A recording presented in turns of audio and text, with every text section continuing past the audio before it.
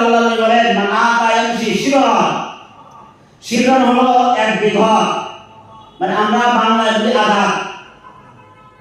কোন বান্দা যদি আল্লাহর জন্য নবীর জন্য এক বিঘত বা এক আধা অগ্রসর হয়, আল্লাহ নবী কি বলেন? আল্লাহ তাআলা বান্দার জন্য এক হাত অগ্রসর হয়। সুবহানাল্লাহ।